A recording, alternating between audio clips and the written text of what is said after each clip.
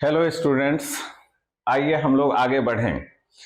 Last video में एक बहुत ही important question P block element का हम लोग लिखे थे कि nitrogen is diatomic gas but phosphorus is tetra atomic solid. Explain कीजिए, इसका कारण बताना है। इस तरह के बहुत सारे क्वेश्चन पी ब्लॉक में मिलेंगे। नाइट्रोजन को हम लोग ऐसे लिखते हैं N2, जबकि फास्फोरस को P4। ये डाई एटॉमिक है और ये टेट्रा एटॉमिक। इस क्वेश्चन का आंसर लिखने में आपको दो क्वेश्चन है। इसमें पहले तो साबित करना है तुमको ये डाई एटॉमिक है और ये टेट्रा एटॉमिक है, इसका कारण समझाना है। और दूसरा कारण, ये गैस है और ये सॉलिड है। पहले हम बात करें डाई एटॉमिक और टेट्रा एटॉमिक। कोई भी मॉलिक्यूल तभी एग्जिस्ट करेगा जब वो स्टेबल होगा, और स्टेबल होने के लिए उसका बॉन्ड मजबूत होना चाहिए, बॉन्ड एनर्जी ज्यादा होना चाहिए। तो इस यहां पर आंसर लिखे हैं कि N2 इज स्टेबल मॉलिक्यूल। ये स्टेबल कैसे है? ड्यू टू ट्रिपल बॉन्ड, दो N के बीच में ट्रिपल बॉन्ड है, जिसमें एक बॉन्ड सिग्मा और दो पाई बॉन्ड है। और ट्रिपल बॉन्ड, सिंगल बॉन्ड से ज्यादा बॉन्ड एनर्जी, डबल बॉन्ड का उससे भी ज्यादा ट्रिपल बॉन्ड का। तो ये बॉन्ड काफी मजबूत हो गया है, इसीलिए N2 स्टेबल फॉर्म में पाया जाता है। लेकिन आगे लिखे हैं कि phosphorus does not form pi bond. Phosphorus pi bond नहीं बनाता। हम बताए थे इसमें पीछे के लेक्चर में कि पाई बॉन्ड छोटे मॉलिक्यूल में ही स्टेबल होता है, बड़े मॉलिक्यूल पाई नहीं बना पाते। तो फास्फोरस का साइज बड़ा है, नाइट्रोजन से काफी बड़ा है। तो फास्फोरस के बीच में P2 बनने के लिए ट्रिपल बॉन्ड संभव नहीं है। क्यों? क्योंकि ट्रिपल बॉन्ड होगा तो एक ही बॉन्ड सिग्मा होगा, बाकी दो पाई। और फास्फोरस का साइज बड़ा होने के कारण यह पाई बॉन्ड नहीं बना पाएगा। तो सिर्फ सिग्मा बॉन्ड मतलब सिंगल बॉन्ड, और सिंगल बॉन्ड से ये P2 स्टेबल नहीं हो पाता। तो इसी को लिखे हैं कि phosphorus does not form pi bond as its size is large. चूंकि इसका साइज बड़ा है, so P2 is not stable molecule. ये एग्जिस्ट करता है P4 में। It exist as P4 in which phosphorus atom form 3 sigma bonds. हर फास्फोरस 3 बॉन्ड अब बना रहा है, लेकिन तीनों सिग्मा है। इस तरह का स्ट्रक्चर होता है टेट्राहेड्रल। ये 4 फास्फोरस, और देखो हर फास्फोरस 3 बॉन्ड बना रहा है, लेकिन हर बॉन्ड सिंगल बॉन्ड है, याद रखना। और सिंगल बॉन्ड सिग्मा। और इस तरह से ये बॉन्ड्स ज्यादा होने की वजह से फास्फोरस P4 स्टेबल हो जाता है। अब ये तो हो गया कि ये N2 स्टेबल है ट्रिपल बॉन्ड के वजह से। फास्फोरस में पाई बॉन्ड नहीं बना, इसलिए P2 नहीं। ये 3 बॉन्ड बनाने के लिए इस तरह का ज्योमेट्री को एडॉप्ट कर लेता है, जिसमें 4 फास्फोरस एटम मिलकर के ये अरेंजमेंट बनाता है, जिसमें हर फास्फोरस अब फिर 3 बॉन्ड बना रहा है N के तरह, लेकिन यहां पर तीनों सिग्मा है। इस तरह से P4 स्टेबल हो जाता है। अब आंसर देंगे गैस का। वो गैस है और ये सॉलिड क्यों है? तो याद रखना, किसी भी सबस्टांस का गैस, लिक्विड और सॉलिड होने का कारण होता है इंटरमॉलिक्यूलर फोर्स। इंटरमॉलिक्यूलर फोर्स जब कमजोर होता है तो वो गैस होते हैं, और स्ट्रांग होगा तो लिक्विड, और इंटरमॉलिक्यूलर फोर्स बहुत स्ट्रांग हो जाएगा तो वो सॉलिड फॉर्म में नेचर में पाया जाएगा। याद रखना, इंटरमॉलिक्यूलर फोर्स कई टाइप के हैं, लेकिन 3 ज्यादा महत्वपूर्ण है। एक है वान डर वाल्स फोर्स, एक है डाइपोल डाइपोल इंटरएक्शन, और एक है हाइड्रोजन बॉन्ड। ये 3 मुख्य इंटरमॉलिक्यूलर फोर्स है कि कहीं पर वान डर वाल्स फोर्स है, कहीं पर डाइपोल डाइपोल है, और कहीं हाइड्रोजन बॉन्ड। नॉनपोलर मॉलिक्यूल जो भी होंगे वहां वान डर वाल्स फोर्स पाया जाएगा। N2 भी नॉनपोलर मॉलिक्यूल है, P4 भी नॉनपोलर मॉलिक्यूल है।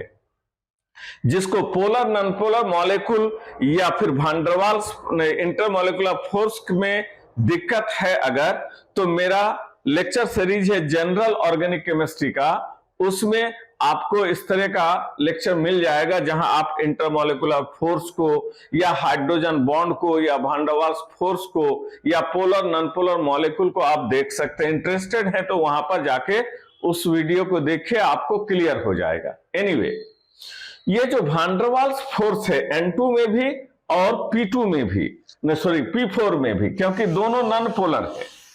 अब भान डर वाल्स फोर्स जो होता है साइज सरफेस एरिया का प्रोपोर्शनल, छोटा मॉलिक्यूल में यह फोर्स कम होगा, बड़े मॉलिक्यूल में ज्यादा। जैसे मीथेन से ज्यादा भान डर वाल्स फोर्स इथेन का होगा, इथेन से ज्यादा प्रोपेन, चूंकि साइज बढ़ रहा है। उसी तरह फ्लोरीन से ज्यादा स्ट्रॉन्ग भान डर वाल्स फोर्स क्लोरीन में है, क्लोरीन से ज्यादा ब्रोमीन में है। तो मॉलिक्यूल का साइज बढ़ने से भान डर वाल्स फोर्स बढ़ते हैं। तो वही हमने लिखा है कि चूंकि N2 का साइज छोटा है तो भान डर वाल्स फोर्स यहां कमजोर होगा, जबकि P4 का साइज उस तुलना में बहुत बड़ा है, इसलिए भान डर वाल्स फोर्स स्ट्रॉन्ग। तो कमजोर फोर्स वाले गैस होते हैं, इसीलिए N2 गैस है, और स्ट्रॉन्ग फोर्स वाले सॉलिड होंगे, चूंकि इसका फोर्स साइज की वजह से बड़ा है इसलिए यह स्ट्रॉन्ग है। तो इसी तरह से इसका आंसर लिखना है। अगर आप एनसीईआरटी का किताब देखें तो पी ब्लॉक एलिमेंट जब 12 वाला पोर्शन देखेंगे तो उसके एक्सरसाइज में क्वेश्चन है कि O2 एक एटॉमिक मॉलिक्यूल है और गैस है, जबकि सल्फर ऑक्टा एटॉमिक है, S8 होता है और सॉलिड है। क्यों? तो आंसर इसी तरह से लिखना है।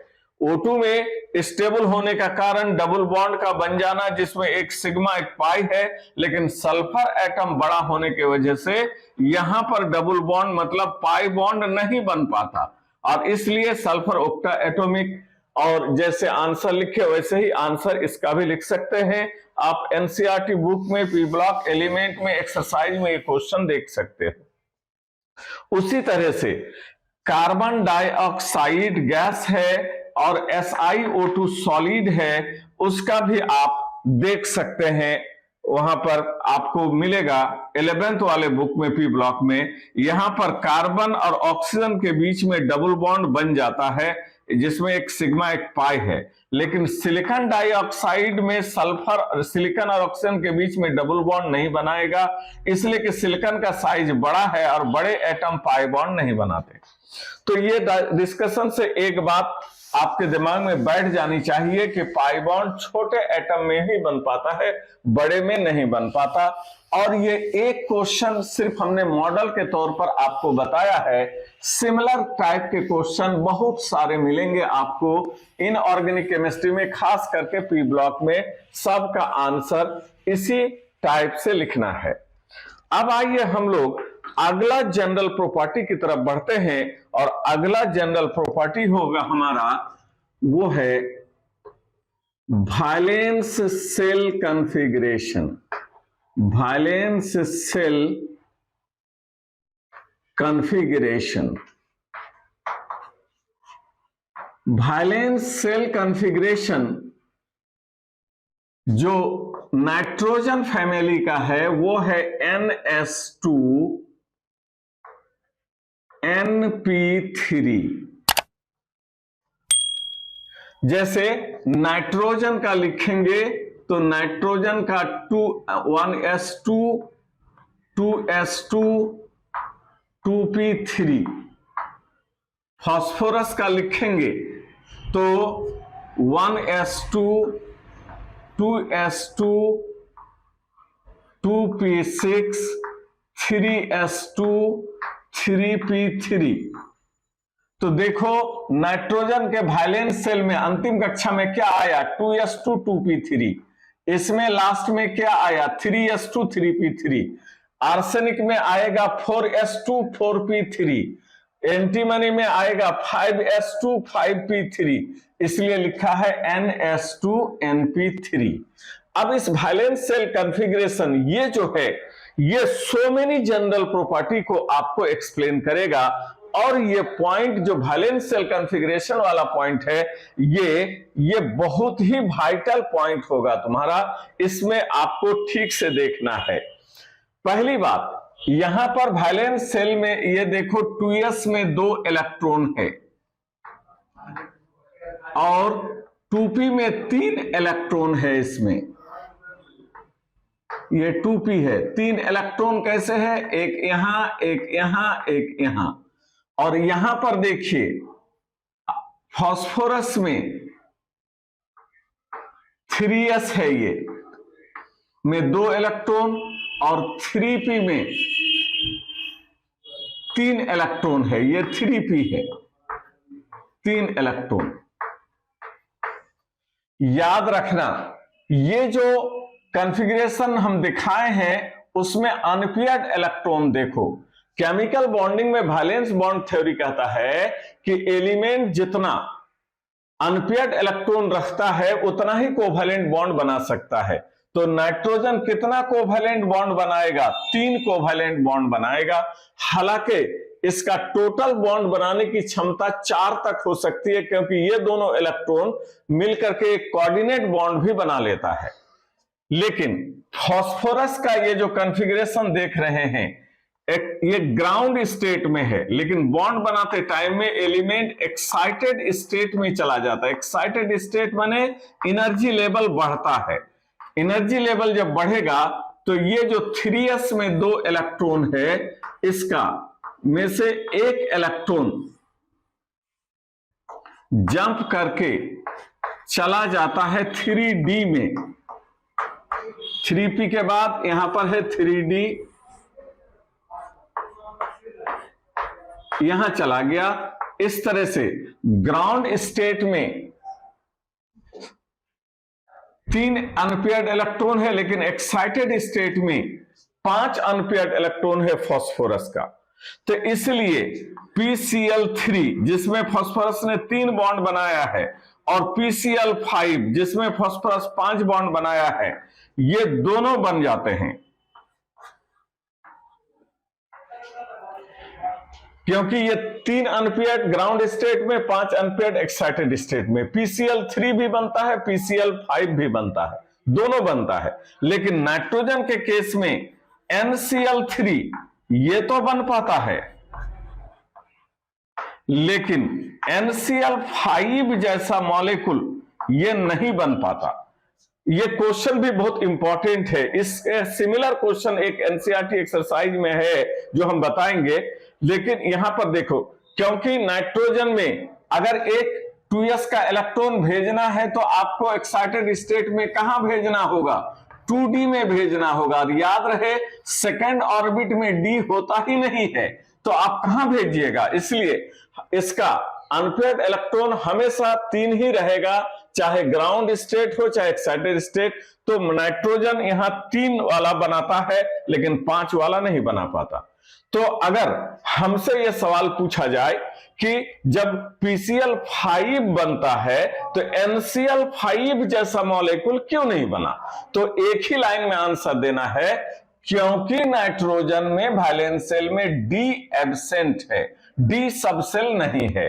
क्योंकि इसके तरह यहां भी D होता तो इसके भी अनपेयर्ड इलेक्ट्रॉन 5 तक चला गया होता और ये NCl3 के साथ साथ NCl5 जैसा मॉलिक्यूल भी बना दिया होता।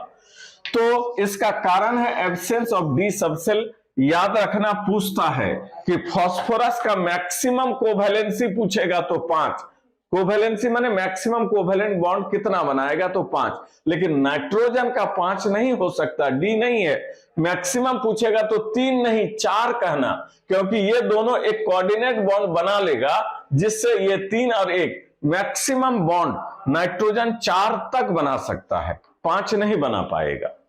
तो यहां पर वैलेंस शेल कॉन्फ़िगरेशन से हमको पहली बात तो पता ये चलता है कि कोई भी एलिमेंट कहां तक बॉन्ड बनाएगा। ये चीजों को समझने में अगर थोड़ा भी परेशानी है तो आप ये अनपेयर्ड इलेक्ट्रॉन कैसे बढ़ता है इसके बारे में आप केमिकल बॉन्डिंग में वैलेंस बॉन्ड थ्योरी देखोगे तो और क्लियर होगा। जिसको दिक्कत है उसके लिए हम बात कर रहे हैं। तो वैलेंस शेल कॉन्फ़िगरेशन से एक बात तो पता ये चला, इसी तरह से आप अगला ग्रुप ऑक्सीजन वाला में देखेंगे तो ऑक्सीजन और सल्फर में मैक्सिमम कोवैलेंसी इसका 6 तक जाता है। 6 कोवैलेंट बॉन्ड सल्फर बना सकता है, लेकिन ऑक्सीजन 2 ही बना पाता, 6 तक क्यों नहीं गया? तो फिर वही कारण है कि डी सबसेल ऑक्सीजन के वैलेंस शेल में नहीं है।